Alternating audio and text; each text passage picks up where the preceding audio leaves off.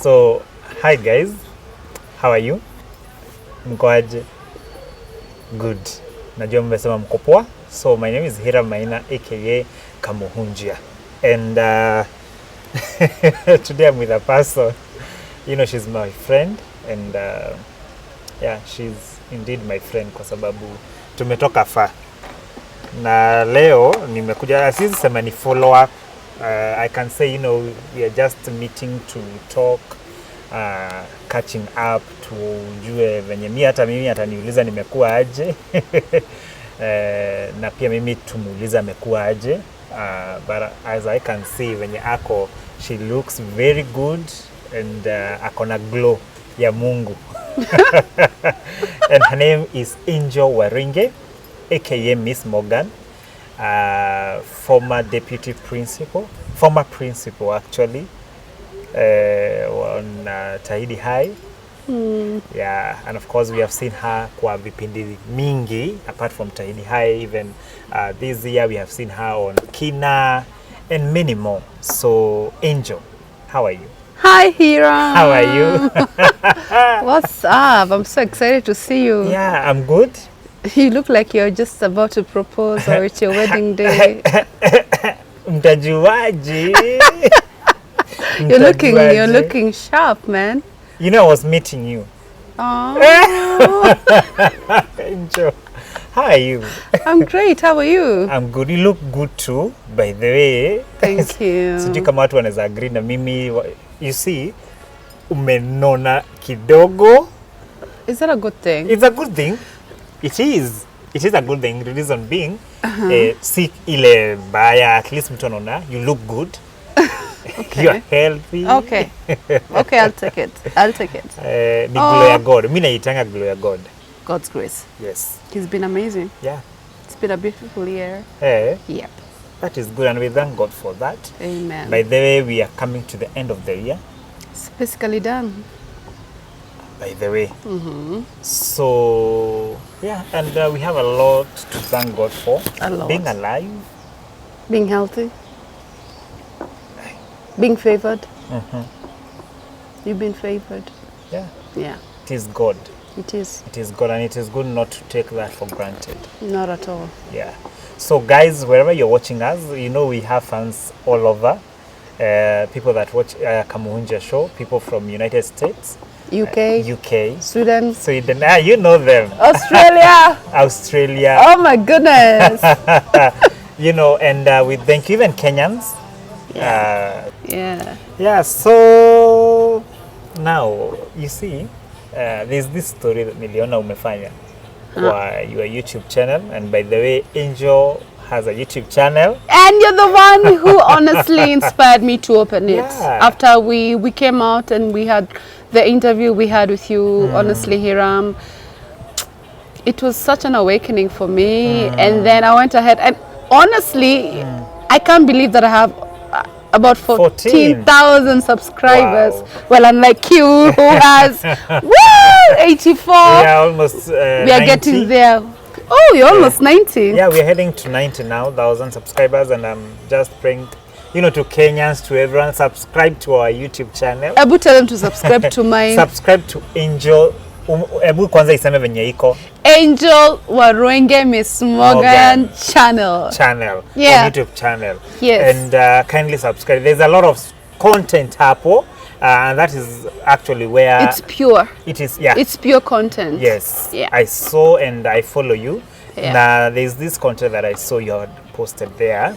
Which is of ilikuwa inajita Deadbeat Fathers. You remember? And that story is very emotional because you're talking about your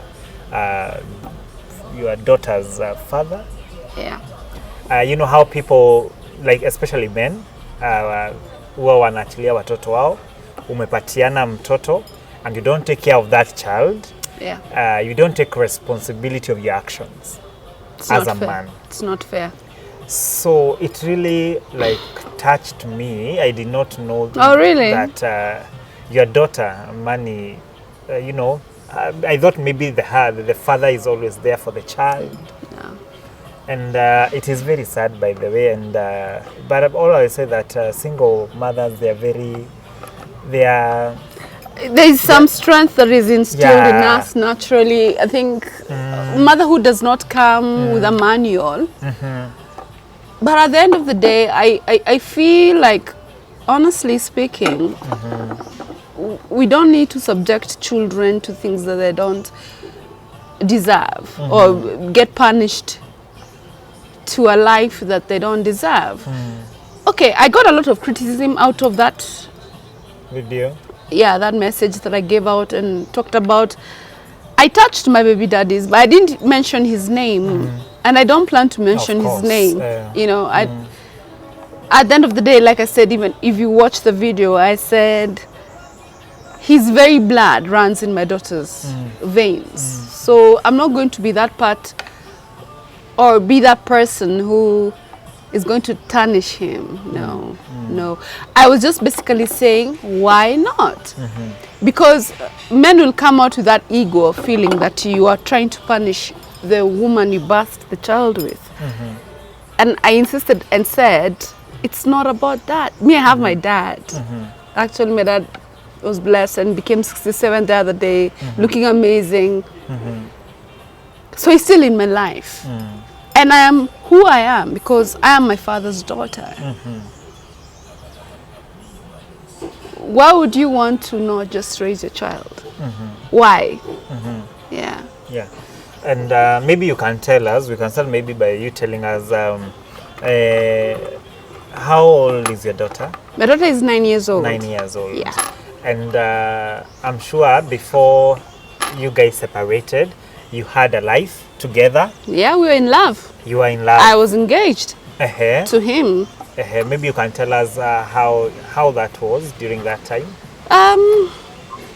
Everything actually happened so fast because I don't know whether my baby daddy read my psychology, and I was like, at that point I was 29 years old, and I think I was eager, and my biological clock of motherhood was like knocking, you know, like angel, you need a child, because at that particular time I had bought a dog, a Japanese breed. And then I used to go to the shop and buy milk and Weetabix, and my shopkeeper told me, get a child already. So I got this man who had pursued me for over 1 year, and I met him through my cousin. And before it, I was engaged. In 6 months gone, I was in love. I don't know whether I was infatuated or I was in love. I don't know.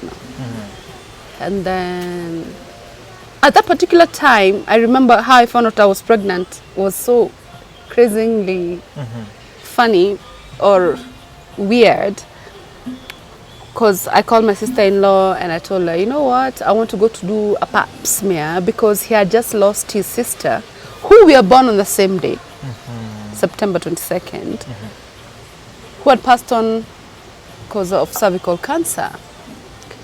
And I remember going to Nairobi Women's Hospital, and the doctor asked me, why do you want to do a pap smear? I said, I don't know, because I probably lost my sister at 35. And then I said, I don't get pregnant. So he said, before we do a pap smear, how about I just check out your uterus? And just, you know, we do a scan. And then when we did the scan, he was like, there's a heartbeat. There's a heartbeat. I'm like, what? Hey, that is how you found you're pregnant. That's how I found out I was pregnant. I was 8 weeks pregnant, and I called my baby daddy and I said, hey, we need to talk. Guess what? Let's meet in the evening. Yeah. And at that time, you guys were still dating. Oh, we were so in love. We were so amazingly in love. And I got home and he was excited about the whole story. Yeah. And we were like, yeah, this is it. So pregnancy went on. He was there for me. But we lived in separate houses. Oh, there is no point maybe where you... No, I was basically always in his place. Oh, okay. But You had your own place. I had my own place, yeah. So when I got 5 months pregnant, things started changing. I probably feel like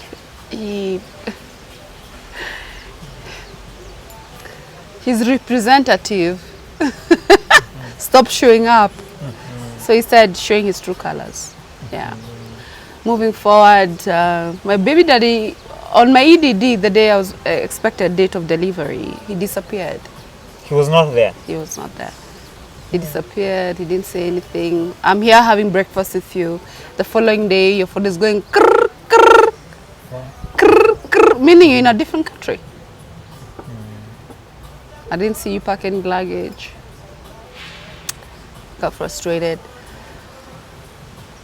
But do you know the most weird thing? I do not know it's either connection or what. My baby was meant to come on the 7th of July, 2012. On the 26th, he called me. And that time I'd already consulted my family and said, you know what? I'm 14 weeks overdue. So I'm going to go and do an inducement procedure where now you have to force the baby because Imani was still, she's still swimming in there.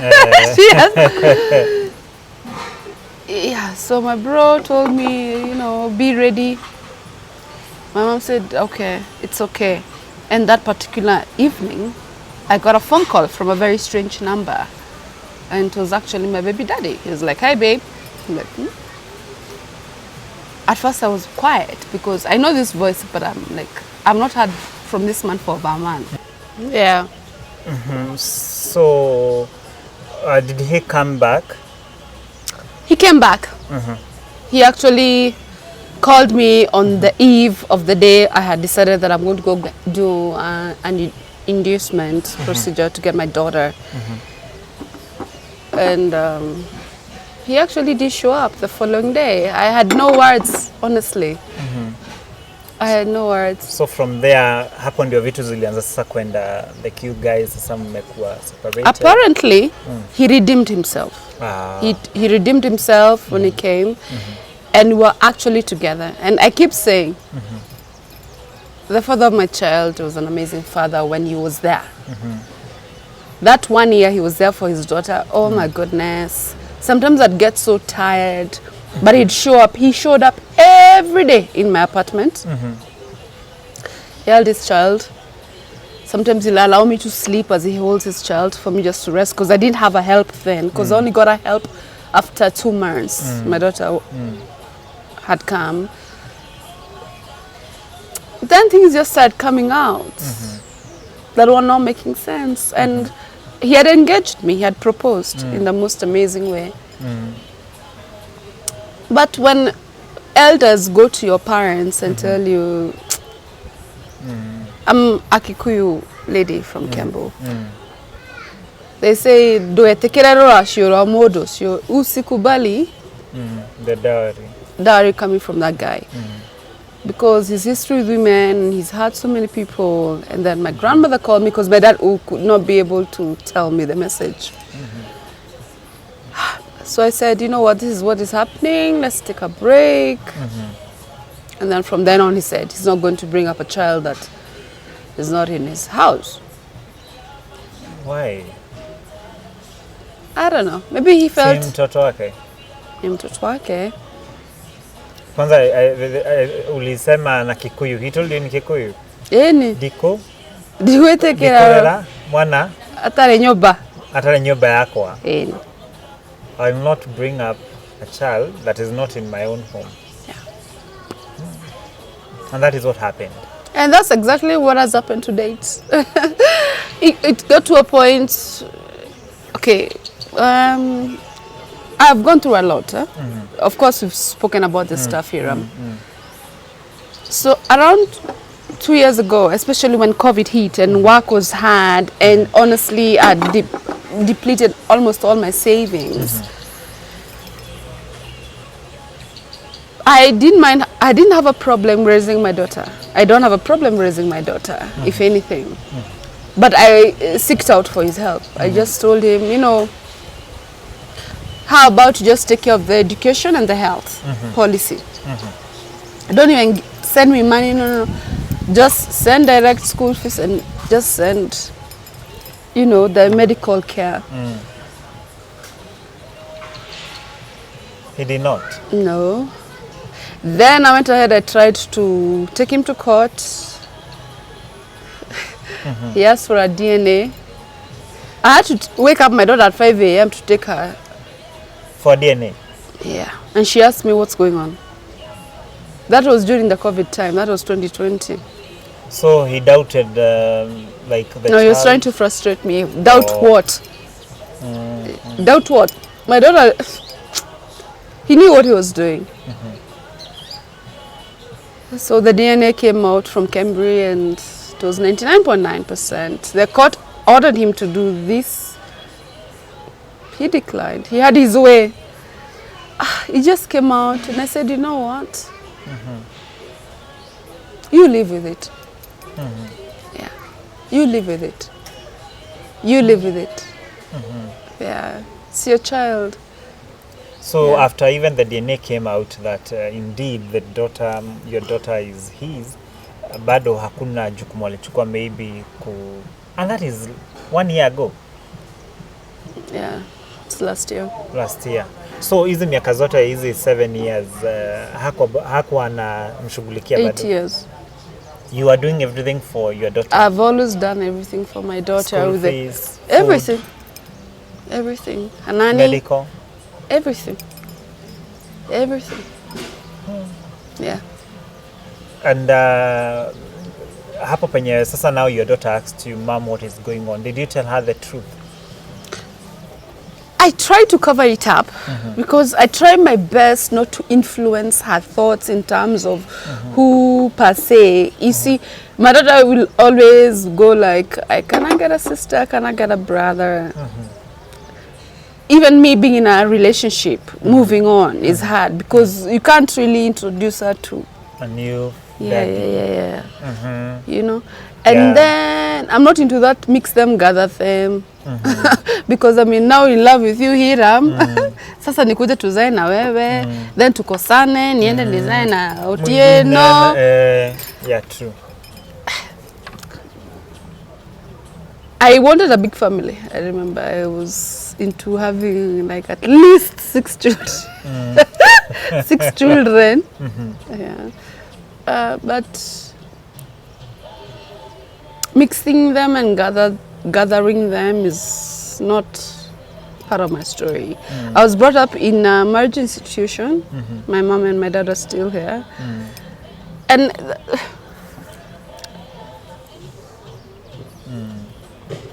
But you never know. It is never too late. Yeah, indeed, it is never too late. You can still get that person. You can still get married. You are young, Angel.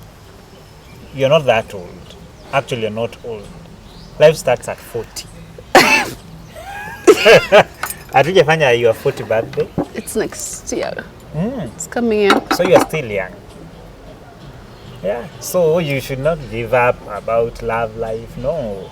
There are men outside there. They are looking there for people like you. Oh yes. I know. I know. Okay, that's a sarcastic laugh. I'm I sorry. know. That's what I'm saying. I know. You can give up in love. You can give up in life. Maybe the way you expected things to come out as it come evil, but you never know. Our God, He comes at His own time. Yeah. Oh yes. You never know, and I'm praying for you that you'll get that one person. But I think marriage is not just also for everybody. No. God created marriage. Yeah. Marriage is godly. So God expects, of course, if you're not into serving kwa kanisa at your sister, then you're supposed to get married. Okay. Because Then it is godly. God is the one who alisema watu wawane. So I believe... There's a brave man out there. Yes. Okay. Oh yes. And you'll have many kids. Oh yes. Come on. Yes. You never know. Me, I believe in God, and I know God can do things that you did not expect. And maybe 5 years from now, you'll be looking at yourself na unashanga. Yeah. you have 2 kids and you're Yeah. like, wow, Yeah. who would have thought? Yeah. Sometimes I look at guys who actually also struggle to like be part of their children's life, and their women are being difficult with it. And Yeah, I'm thinking, why is this balance in life? I don't get it. I think now that is why we say life is so unfair. Yeah. Is it? Life is never, it's never fair. Yeah. So, does your daughter maybe asks you who is her father? She used to. But once we went to Cambry and did the DNA, and I explained to her how I could possibly, she's never asked about that anymore. She blocked. She said, I have Kuka, I have Uncle David, my brother. That's enough. If he doesn't want to be my dad, Wow. she's very mature. Unajua it is very sad mtoto akifika ati maybe kama hataki kukuwa my dad. At 9 years. At 9 years, that is a grown up. She's a grown up. Yeah. Wow. Yeah. Wow. Yeah. But me, I always say that you never know. It is good to take responsibility because you never know hata huyo mtoto atakuja kuwa nani. Anaweza kuja maybe ni atakusaidia tu kwa maisha yako when you are at your lowest, you never know. And for me, I know whatever happens to my daughter, she's progressing well, growing well, and I thank God for her because she's brought so much hope in my life. I only feel sorry for the father because I know, let me tell you something, as much as people talk about heaven and hell, when you go to Hinduism, they'll talk about karma has no deadline. Wahenga wakasema yote ya dunia ni hapa hapa. He'll have to have a lesson from his own daughter. My daughter has like 6 other sisters that have come to find out. She even has a Russian sister. You see? And then I stopped beating myself up because I realized he does not take responsibility of any of his kids. So I said I was not the problem. yeah, at least now you know. Nikajua sio mimi nilikuwa na shida. Yeye ndiye akona shida yeye mwenyewe. It hurts me to bits. It hurts me to bits. Because my baby daddy, deep down, is this honestly sweet, amazing soul. But I don't know whether it's ego or hereditary genes or whatever it is. Or you thinking, because he's once ever said to me, I'm God's gift to women. Who does that? God's gift to women. God's gift to women, so. Wow. Yeah. Let him deal with his own demons. So right now you don't talk? We don't talk at all. At all. Hata kusalimia mtoto, ile tu salamu. Hakuna.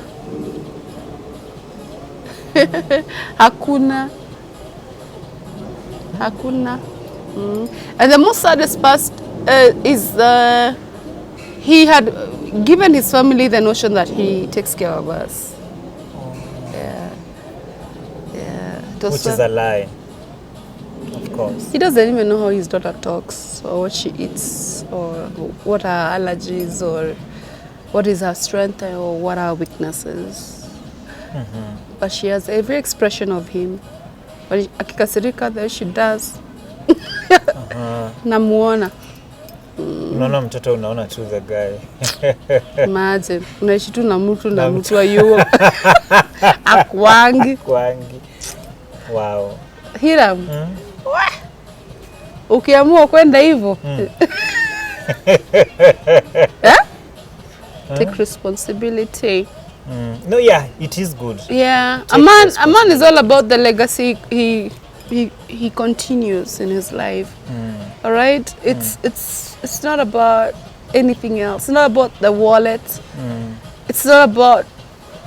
It's about the actions,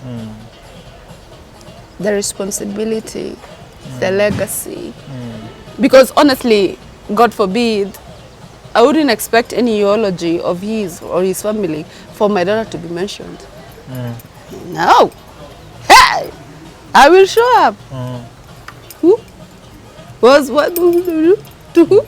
No, no, no, no.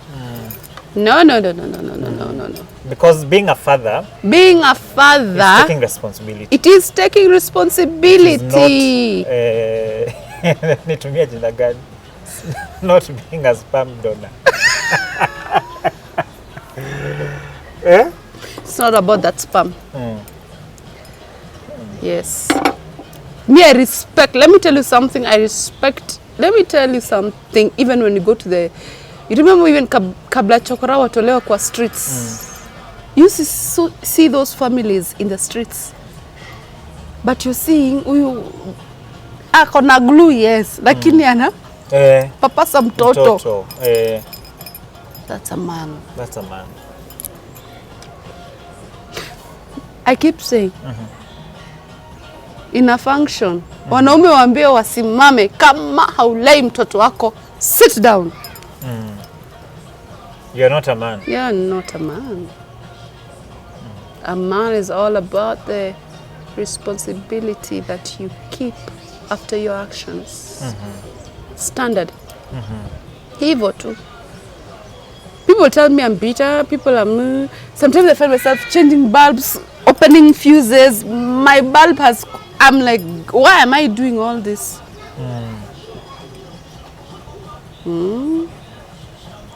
I blocked so much love that comes to me because I'm trying to protect my daughter. I just don't want to confuse her life. It's a mess. So it can hinder. It will definitely hinder because for me, obviously, I will look at someone who is going to come into my life. First of all, it stops becoming all about me. I have a daughter to protect. Are you going to come into my life? Are you going to accept my daughter? You know, are you going to take 100%? Of course, you're going to come and start telling me you want kids. Are you going to favor them more? You know, I can't abuse my child emotionally because apparently growing up and being who I am right now, I've come to realize we are who we are because of our childhood. So I didn't want my daughter to be psychologically affected. I mean, that's my girl, that's my best friend. So I have to have the best interest for her. But yes, now that I'm turning 40 next year, inshallah, God bless us. Amen. Begin to understand that just being single, you know, kitambo, we had that thing of saying, I don't need a man, I'm good, I can do it by myself. No. There's that companionship when you get to a certain age now that you need. You need someone to probably share your dreams with, someone to unwind to, someone to share your ideas with. I have this, you know, business plan. Yeah, so, yeah, I think one or two people talk to me, but now unfortunately,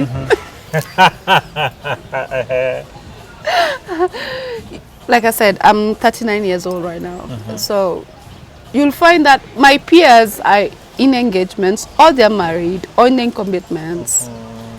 So it's either I get a divorced person, which I'm never going to do again because my baby daddy was a divorcee. That woman who left was not stupid. I thought I was superwoman. It's okay. It's okay. Then there's, I am not going to date a married man. That I don't do and I've never done, and I'm not going to let another woman cry because I don't. Hizo hata mujaribu kaa kando. So who tends to talk to me? Younger people. Angel. Yeah. No, but it doesn't matter. It doesn't matter. I've come to realize that it doesn't matter anymore. I've come to realize that actually because No, I'm not talking too much. No, but no. It is true. Age doesn't matter. It's about, compatibility, companionship, Exactly. love. Exactly. Mindset. Yes, you cannot say it is age. Uko tulitoka. Aya. But we are not doing less than. Of course, now kuna ile, not maybe at 20. Of course. Of course, Angel, when I see you dating a 19 years old, I can't do you that. can't do that. Come But on. someone maybe 30s, what is that, 20 something. Namna gani watu. Yeah, okay. All Yeah, right. age doesn't matter. Yeah. As long as a grown up. What can you tell people maybe who are going through such experiences? Unaweza waambia nini? What, single mothers or Yeah, what? single mothers and We are so many now. We are so many. Actually, now what can you say? Just me, I believe in the word of God. I thank God I was brought up in an extremely staunch Christian background. That's what keeps me going. For me, even to call my daughter Imani, it's faith. The faith that I keep is what keeps me going. Love yourself. And love your child. Pray for your child. Talk to your child. Let's not do this goo goo boo boo ba boo boo boo. Let's give them power of affirmation of I love you, I'm proud of you, it is okay. It's as much as it's not okay deep down. But power of affirmation to your child is everything as a single mom. Just let them know, even if they make the mistake, as long as they're not repeating it. Try and say no. Because my daughter wanted to wear a bikini the other day for swimming. I said, no. I will wear the bikini. Not you. Not yet. Yeah. wow. Vaa kwa nyumba yako. Ukikuwa mkubwa. Yeah. Learn how to say no without feeling guilty. But for me, it's just the power of affirmation and just believe in God and that's what's up. Wow.